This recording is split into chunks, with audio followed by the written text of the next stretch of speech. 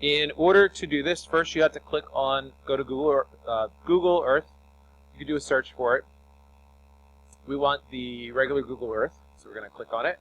And they have two versions, the mobile and the desktop. We're going to do the desktop. Let's see, where's our download? Download Google Earth in the upper right-hand corner here. I agree. Download. You're going to save it to wherever you save your downloads. And now we're going to open the file. You might get this warning.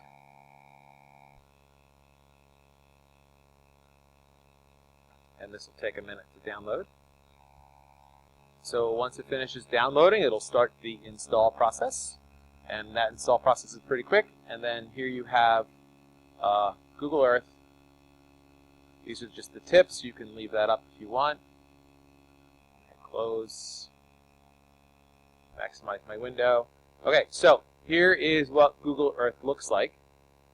On the left-hand side, you have places that you can store. Down here, we have layers that we can add in. Now, layers are image layers or information layers that go on top of each piece of information. So, for example, if I type in a place like New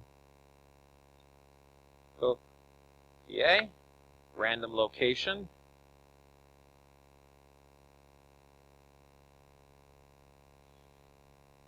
it'll take us to that location.